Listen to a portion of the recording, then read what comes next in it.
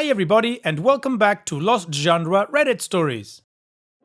This post is from the subreddit Am I the A-hole and it's by user Blunt and Feisty. Am I the a-hole for saying no to an open bar with no limit and calling the venue to set up the limit? I, 42 female, and my husband, 44 male, have a 21-year-old daughter. She's getting married soon. We're very close to her. We have a great relationship and we absolutely adore her fiancé, 22 male. We spend a lot of time with them. Now, my husband and I are paying in full for their wedding, with the exception of her wedding dress, veil, and headpiece, which my mom bought for her as a gift from the grandparents. Everything has been going smoothly with the wedding planning. We've very much stayed out of it politely, unless asked for advice or suggestions. We know it's their wedding and their choice. We have been involved, of course. We've gone to the food tastings at the venue, did the dress shopping, and a few other things they invited us to. But mostly, we just don't interfere, and I just happily write the check for the deposits, sign the contracts, and send them out. The venue, decorator, caterer, bakery, photographer, florist, and entertainment have been booked, and all's been paid for either in full or have deposits made. The issue comes with the bar. They want a completely open bar wedding reception with no limits. My husband and I both immediately said absolutely not, no. This is the only thing we told her no to. It's also the only thing they tried to go over budget with. Both my daughter and her fiancé got angry and told us it's not up for debate and it's not negotiable. They're doing it. Her fiancé, who's usually very laid back, polite, and easygoing, also called me an a-hole for trying to control them and dictate what they do for their wedding, and I don't have the right to. I told them that as long as we're paying for it, it will be within my budget and control. I told them the set amount that we were willing to pay for the bar tab, and that's it. Anything else above and beyond that will be their responsibility. I didn't yell at them. I would not even have called it an argument, just a disagreement, I guess. They immediately left angry. I didn't think it was unreasonable for me to set the boundaries for my budget, so I wasn't upset about it. Now, here's where I may be an a-hole. I called the venue the other day, the day after our disagreement, and spoke with the coordinator. I signed the contract, so I have the authority. We had a candid discussion about the size of the wedding, the average cost for bar tabs that size, and the different options. After that was thoroughly discussed, I set a predetermined amount for the bar tab, and she noted on the contract that anything after the limit was reached was to be paid by the guests. I then set it so that no drink could be ordered that was more than $10. Generous, considering average top shelf drinks here are about $7 to $8.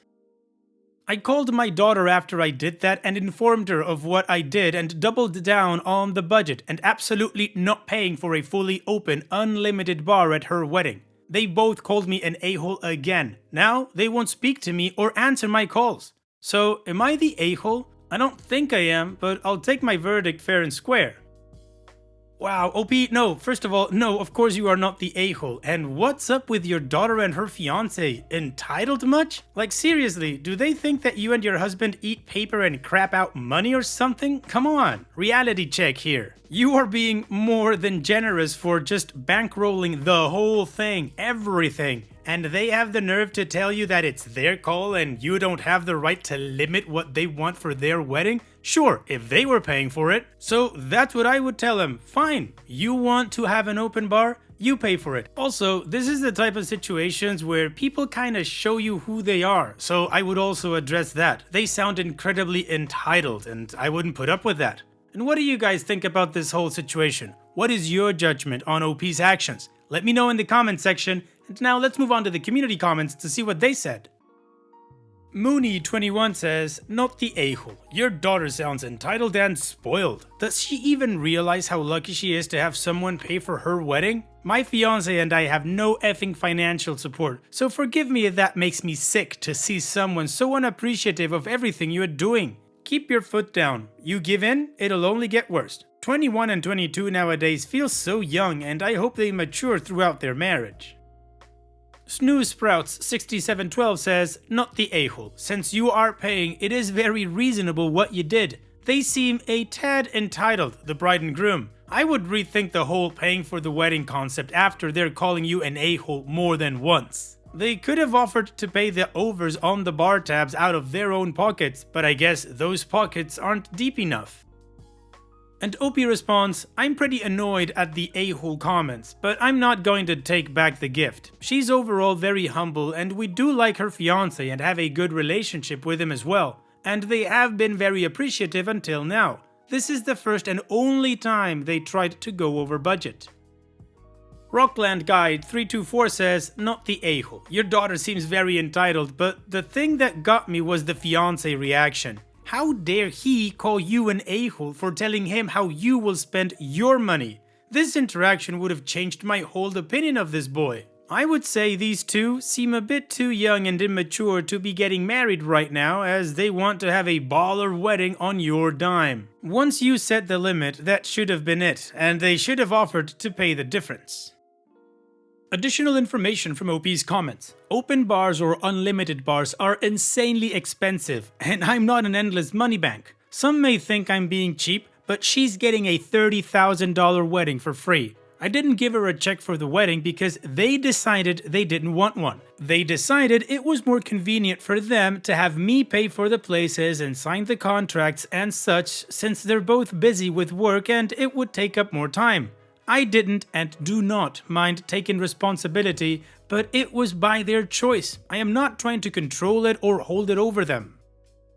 Now, I have not asked her straight out and away from her fiancé about this, but I highly suspect that this is his idea and his want. He's the one with the rowdy drinking friends. She's got more calm and relaxed friends who aren't much of drinkers. I can't say for sure that she's not wanting this too, but it's plausible it's more him than her.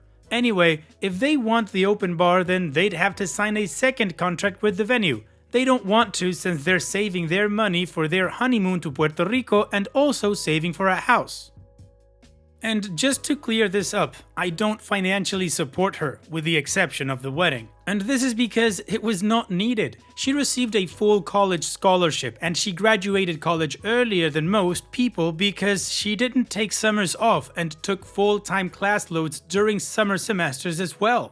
She's now got a very good paying full-time job that she has been at for over a year. And while she was in high school and college, she worked part-time. So I haven't supported her day to day in quite a while. He also attended college. He's also employed full-time and making a decent wage.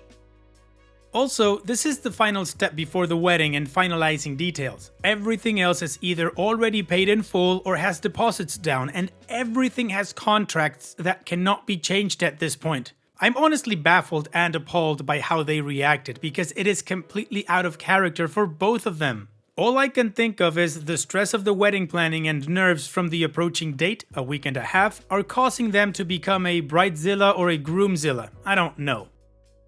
My husband is far more pissed off about the disrespect from her fiancé towards me than I am. I was annoyed and even a bit angry at first. I acknowledge I jumped the gun a little to call the venue the next day. I was partially reacting out of emotion from being called an a-hole. But I was doing what I needed to do to protect myself financially. They refused to negotiate and accept reasonable accommodations. Anyway, I'm mostly over the disrespect part. I don't want to dwell on it. I just want to get everything settled and keep everybody happy and celebrate a happy union. OP's edit. With the current bar package I set up, no one is paying for anything unless the budgeted limit is reached. Then the option is to turn it into a cash bar where guests paid. And if that happens, which it should not, the bride and groom will be informed of the budgeted limit being reached. They can choose at that time to contribute to the extra expense at that point if they want to, instead of a cash bar. But here's the deal. 1. The budget limit is still the same amount I told them it would be. The venue coordinator estimated it's more than enough. It's by far much higher than the average bar tab for the size of her wedding. It should be more than enough to last all evening, and no guests should have to pay for drinks.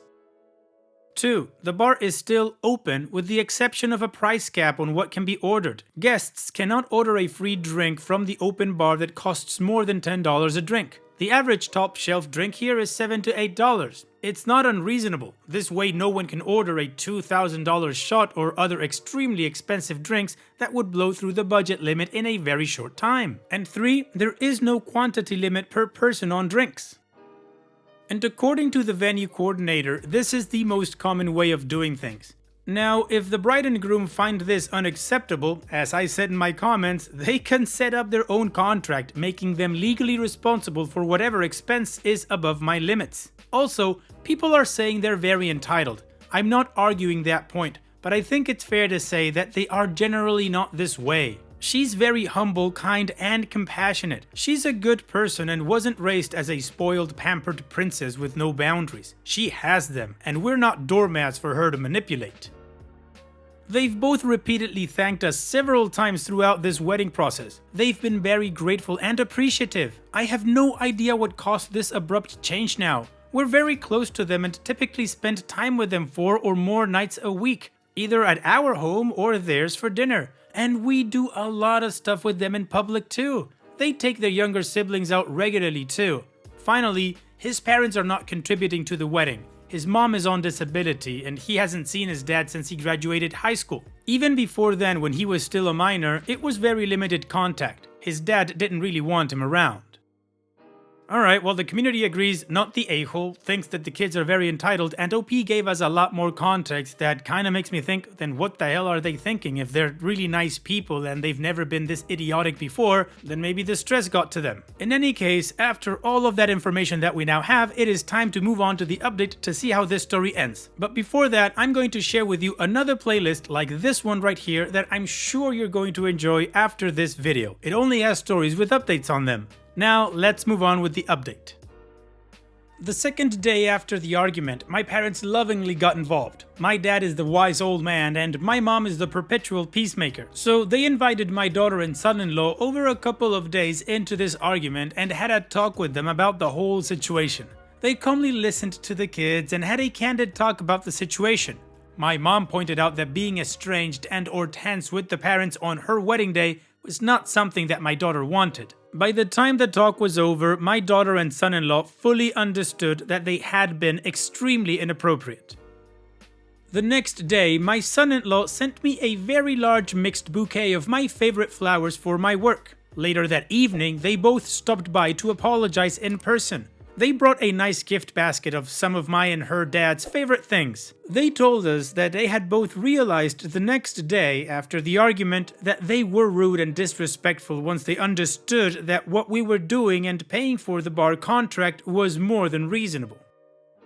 They said they had felt guilty for yelling at me, but at the same time they were still angry that I made arrangements for the bar contract without them having a say in it. So they continued to just ignore our calls until my dad pointed out that I was well within my rights to do what I did, since my husband and I were the wedding benefactors and I was the sole legally responsible party for the bar contract. He also pointed out it was logical common sense to protect the budget, and the bottom line is that while it would have been a courtesy to include them in the conversation because it was their wedding, it ultimately wasn't their business how I negotiated the bar contract, as it was not their money paying for it.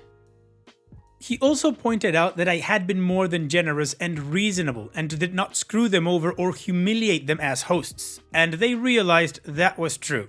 So this past weekend was the wedding. It was a beautiful wedding, a fun, happy day. Overall, it was low stress and just an enjoyable day. At the reception, my son-in-law nabbed me for a dance and told me he's very grateful for having me and my husband in his life, as we are the good and stable parents he didn't have and he loves us both. He told me he told my husband the same thing while they were getting ready. My husband was there, but his dad wasn't. It wasn't lost on him what good parents we are to him too, his own words. As for the alcohol and bar tab, we did not go over budget by a long shot, and everyone had plenty of options and didn't go without. There was a total of one younger man who got completely wasted. He wasn't a fighter and wasn't causing any problems. He had his girlfriend with him and they had a hotel room rented at the venue, so they let him be. A couple more people were fairly drunk but not troublesome. So now they're on their honeymoon and we're dog-sitting their corgi. All is good. Extended from OP's comments. My father, the wise old man, is a psychologist, so my family has learned early on how to speak constructively to each other and to try not to lead with emotion. That doesn't mean we always get it right. We fail too. Lord knows I'm not anywhere near perfect, but we do at least try to react with love, compassion, and patience. And we're quick to forgive and put it behind us. Grudges get us nowhere good. I know both of them to be really good people, as I said in my original post. Still, I understand that as a parent, it's easy to have blinders on sometimes and only want to see the good in your children. In this case, I'd like to believe it was just stress, pre-wedding nerves, and just a control misunderstanding that led to so much more nonsense than it ever should have or needed to be. I still hold firm that they're truly good people and just had a bad few days. Finally, as requested by many, here's the Corgi Tax. Well, OP, while we look at this beautiful corgi, I'm going to say that this is a very happy update. Your daughter and her now husband were made to understand that they were in the wrong, and they took it well. They apologized and made amends for it. So all that there's left to say is enjoy the time with that corgi because it looks like a lot of fun. Take care, and thank you so much for sharing. Now, let's keep riding this nice mood with the Mood Booster post. This post is from the subreddit Malicious Compliance, and it's by user Right-Handed Ranger. Boss says, if you're 1 minute late, I'm docking you 15 minutes from your time. Gets mad when I don't work the 15 minutes I was docked for free. This happened about 4 years ago. I do construction and we start fairly early. Boss got tired of people walking in at 6:05 or 6:03 when we start at 6, even though he was a few minutes late more constantly than any one of us was. So he said, if you aren't standing in front of me at 6 o'clock when we start, then I'm docking 15 minutes from your time for the day. The next day, I accidentally forgot my tape measure in my car and had to walk back across the job site to grab it. Made it at 6:01. Boss chewed me out and told me he was serious yesterday and docked me 15 minutes. So, I took all my tools off right there and sat down on a bucket. He asked why I wasn't getting to work and I said, I'm not getting paid until 6:15, so I'm not doing any work until 6:15. I enjoy what I do, but I don't do it for free. He tried to argue with me about it until I said, if you're telling me to work without paying me, then that's against the law. You really want to open the company and yourself up to that kind of risk? Maybe I'm the kind to sue, maybe I'm not. But if you keep on telling me to work after you docked my time, then we're gonna find out one way or the other. He shut up pretty quickly after that and everyone else saw me do it and him cave. So now they weren't gonna take his crap either. Over the next few days, guys that would have been 1 or 2 minutes late just texted the boss, hey, sorry boss, would have been there at 6:02 and gotten docked, so I'll see you at 6:15 and I'll get to work then. And then sat in their cars until 6:15 and came in when their time started. So between people doing what I did or just staying in their cars instead, he lost a ton of productivity and morale because he decided that losing 15 minutes of productivity per person and feeling like a big man was better than losing literally 1 or 2 minutes of productivity. Even though everyone stands around BSing and getting material together for the day until about 6:10 anyway. After a few weeks of that, he got chewed out by his boss over the loss of productivity and how bad the docked timesheets were looking and reflecting poorly on him as a leader because we were missing deadlines over it and it showed that he doesn't know how to manage his people. And then suddenly, his little self-implemented policy was gone and we all worked like we were supposed to and caught back up fairly quickly. Worker solidarity for the win. Not one person took his crap and worked that time for free after he tried to swing his weight around on them. But obviously, I was a target after that and only made it 2 more months before he stacked up enough BS reasons to get away with firing me when I called in a few days in a row after my mom fell and I took off work to take care of her and monitor her for a while during the day. Nicely done, OP. I mean, even though he did get you fired, which sucks of course, but what you did was awesome. You just don't work for free, and that's absolutely understandable. Good for you. Thanks for sharing, OP.